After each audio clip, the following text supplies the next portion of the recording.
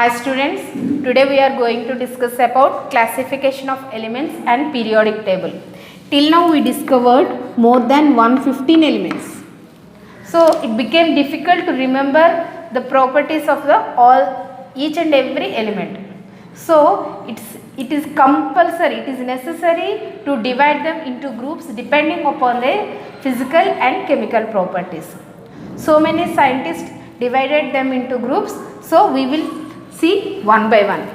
First one is Daubernier law of triads. Daubernier's law of triads. Here triads means group of 3 elements. That means he divided 3 elements into a group depending upon their atomic weights.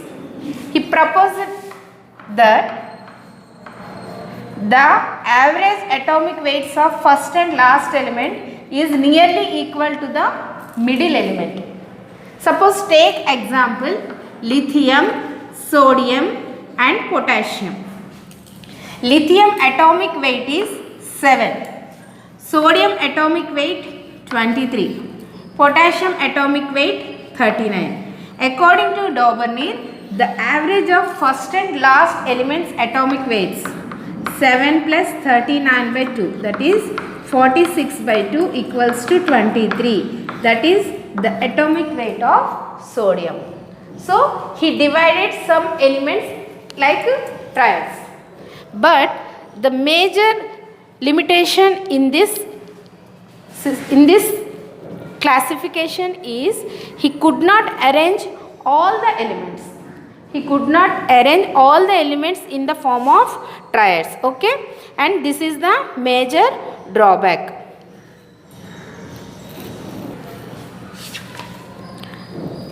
Next one is Newland's law of octaves. Newland's law of octaves. Here remember one thing, oct means 8. Newland's law of octaves. He proposed that when we arrange elements in the increasing order of their atomic weights, the first element and the 8th element shows similar properties. Similar properties. The second element from the first one, okay, 8th element shows the similar properties. For example, take lithium, beryllium. This is increasing order of atomic weights I am writing. Boron, carbon, nitrogen, oxygen, fluorine, neon, sodium. This is the first element. Count 8th element. 1, 2, 3, 4, 5, 6, 7, 8. Sodium is the 8th element. Next one is magnesium. Like that we will write. Sodium is the 8th element. According to Newland's, the properties of lithium and sodium are same. Okay, this is Newland's law of octaves. But here also some limitations are there. The first one is the elements which have atomic masses higher than calcium. Which have atomic mass higher than calcium are not showing this property. Up to calcium only the elements are showing this octave rules property. Okay, other than more than atomic weight which calcium, they are not showing this property. This is the main drawback. And the second one is he kept cobalt and nickel in same group, but these are not showing same properties. They are different in their properties. Okay, this is the second drawback. Next one is Mendeleev's periodic table. The first periodic table, which were divided into groups and periods. Mendeleev's periodic table.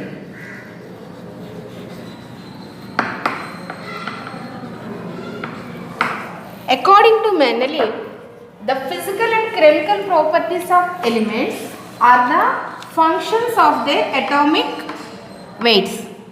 That means he classified the elements depending upon the atomic weights. He draw the periodic table depending upon the atomic weights only. Okay. So what is the Mendeleev's periodic table main law? The physical and chemical properties of the elements are periodic functions of their atomic weights. Coming to periodic table, he divided elements in groups and periods. He gave number 1 to 8 for groups. The vertical lines are groups, and in each group 2 subgroups are given like A and B. That means 1A, 1B, like that. 2A, 2B. At last 8A, 8B. So total 18 groups are there. And periods, how many horizontal lines? 1, 2, 3, 4, 5, 6, 7. 7 periods are given. Like that he divided the elements into groups and periods. Okay. In a group, the first element, suppose take X, and the last element is Z. If in a group, what properties the first element is showing, the remaining elements are also showing the same properties. But in periods it will not happen. It happens only in groups. In a group, all the elements are showing the same properties, but in periods the elements are not showing the same properties. And very important one in Mendeleev periodic table is he kept some place for newly discovered elements, and he gave the names also. Suppose he gave one place here, and some places he given like that, and he gave some names like Eka aluminum, Eka silicon, like that. That means the newly discovered elements will come in these gaps depending upon their properties. And Mendeleev already proposed the properties of these elements also. Suppose he told that Eka aluminum, the element which comes in the place of Eka aluminum, will have melting point is very less, and in this place we discovered gallium, which is having less melting point of 30 degrees centigrade. Okay. In this way Mendeleev proposed the periodic table. He divided the elements into groups and periods depending upon their atomic weights, and he gave some gaps to the newly discovered elements. Okay. In future coming elements also he gave the place, and he already proposed the properties of the elements also. Okay. Okay. Coming to limitations of the Mendeleev's periodic table, the first one is atomic weights increasing order. He told we are keeping all the elements in their increasing order of their atomic weights. But coming to tellurium and iodine, is having atomic weight 127, iodine having nearly 126. But he kept tellurium first, iodine next. So in this way some elements are not arranged in a proper way of their atomic weights. This is one of the drawback. Okay. And the second drawback is elements with dissimilar properties were placed in a same group. Suppose he kept one element here A, P, and another element Q, but P and Q are not showing same properties. According to first group, he told that all the elements are showing same properties, but in some places it doesn't happen like that. So So these are the drawbacks of Mendeleev's periodic table. Depending upon Mendeleev's periodic table, the next periodic table came, that one prepared by Moseley. Moseley prepared a modern atomic table, and he told that the physical properties and chemical properties of the elements are functions of their atomic number. Functions of their atomic number. According to Mendeleev, it is atomic weight, but according to Moseley, it is atomic number. The physical and chemical properties of elements or the periodic functions of atomic number. What is atomic number? Atomic number is number of protons or number of electrons. So we can define this modern periodic table in another way also. The physical and chemical properties of elements are periodic functions of their electronic configuration, or functions of their electronic configuration. Okay, this is the law of modern periodic table. This is the law of modern periodic table. Modern periodic table. At present we are using this modern periodic table. Okay, coming to modern periodic table, Moseley also divided the elements in horizontal and vertical groups. The horizontal are called groups and the vertical are called periods. Here 18 groups are given and 7 periods are given. So in each group 2 subgroups A and B. He also divided the elements like this only, depending upon their atomic number. Depending upon their atomic number. Okay, and according to Moseley, the electron at the outermost shell, the electron at the outermost shell should be underlined. Suppose take example of sodium, 1s2, 2s2, 2p6, 3s1. The outermost electron is 3s1. So the electron at the outermost shell is going to S subshell. It is going to S subshell. So Na belongs to S block element. Sodium belongs to S block element. If the outermost electron is P subshell, then it is P block element. D subshell, D block element. F subshell, F block element. Like that, he divided all the elements into 4 blocks: S block, P block, D block and F block. And in this periodic table, for groups some names also given. Suppose take example 1A group. It is given the name alkali metal. Alkali metal family. Alkali metal family, because these metals present in this group we are getting from plant ash. Okay, plant ash. That's why this group elements are all called alkali metals. Okay, the next one is chalcogen group. Chalcogen family. Why it is called chalcogen? Chalcogen means ores product, from which we are getting metals. That ore family is known as chalcogen. Okay, so these elements we are getting from the ore family. That's why these group elements, 6A group elements are called chalcogens. And in the same way, 7A group elements are called halogens. Here halogens means the elements which we are getting from sea water. Okay, sea water we are getting some elements. That group of elements are called halogens. And the last one is noble gas. Noble gas or inert gas we call for 8A group, because they are very less reactive.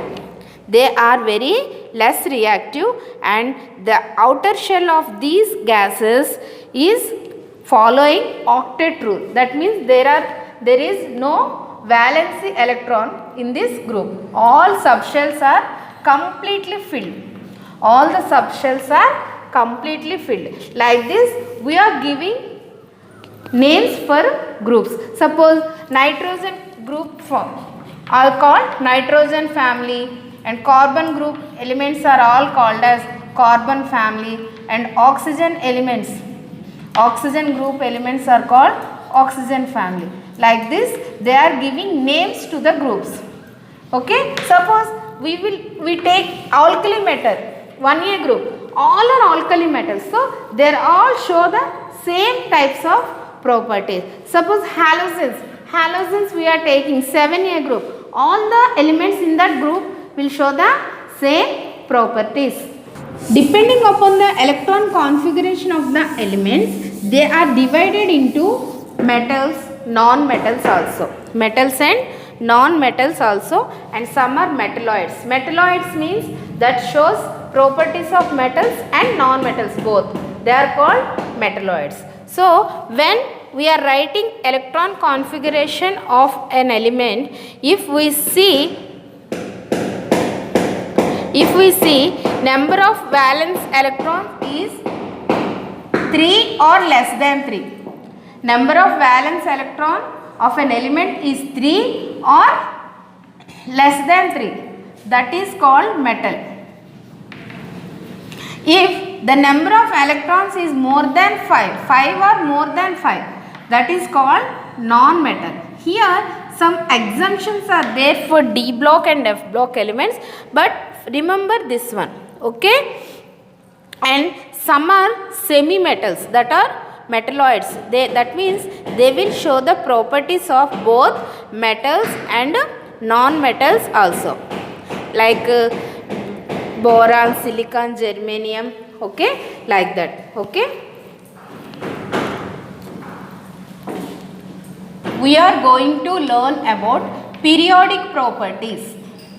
What are periodic properties? How they are changing in groups and periods. That's we are going to learn. First one is valency. What is valency? The combining capacity of an element is called valency. The combining capacity of an element is called valency. Here the combining capacity is with respect to hydrogen or oxygen.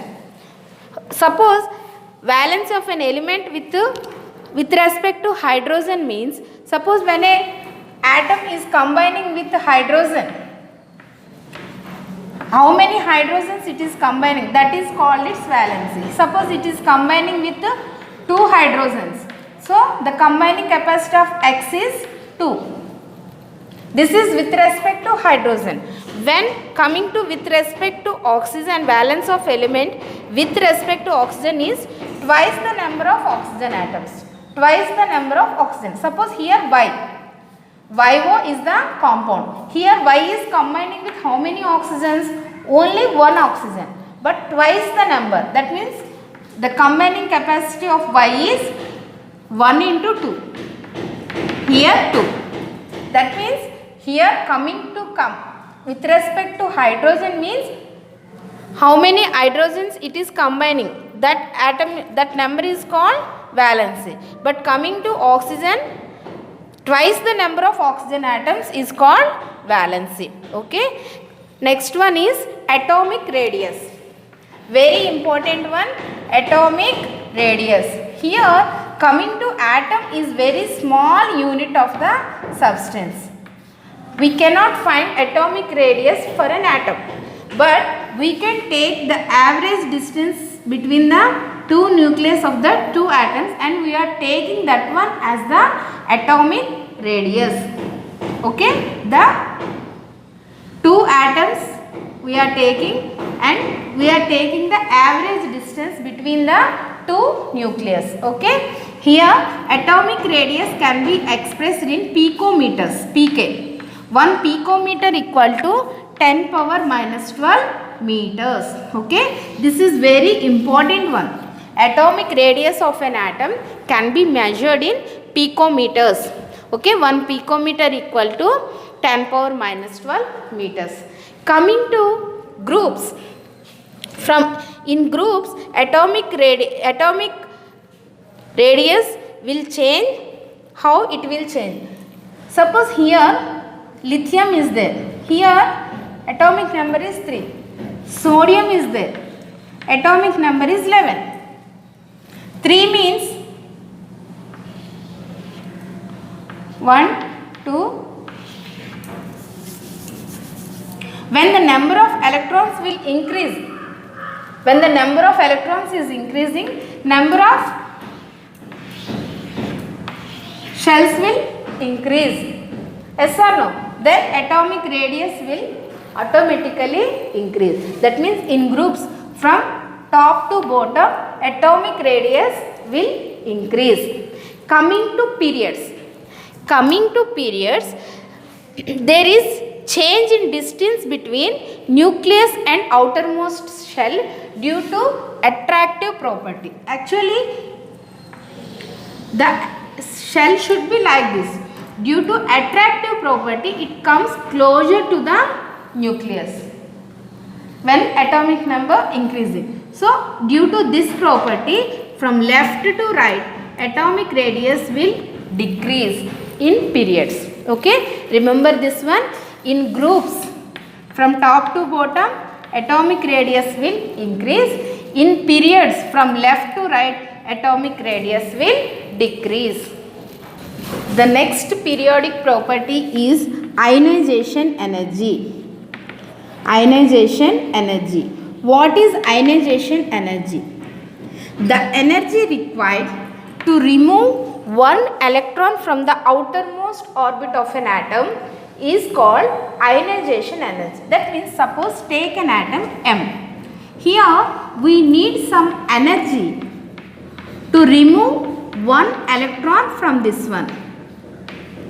To remove one electron from this one. Okay, this energy is called ionization energy. Okay, when you are removing one electron, it becomes positive ion. To remove, this is called, suppose you are removing the first outermost electron, so this is called first ionization energy. Suppose you want to remove another electron from M plus, you are removing one more electron. That means here we need some more energy. That energy is called ionization energy. This is first ionization energy. This is second ionization energy.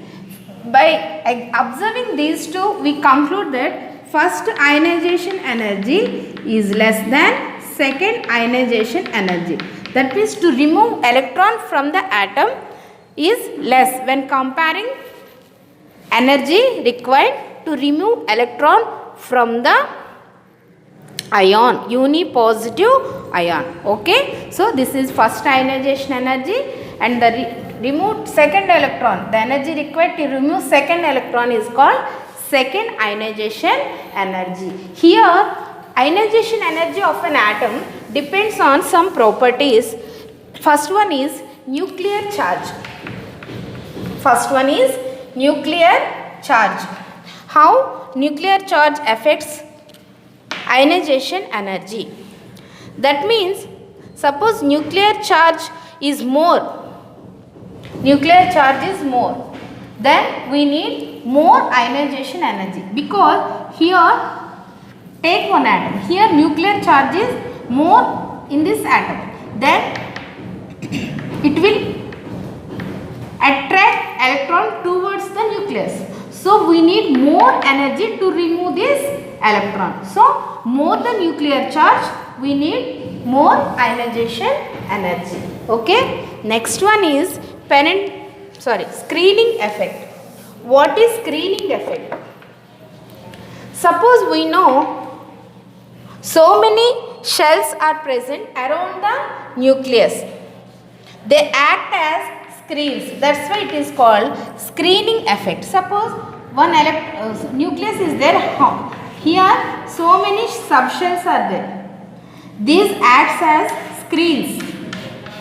So when you want to remove electron from the outermost cell, you need less energy, because the distance between nucleus and the electron is more and the attractive power is very less.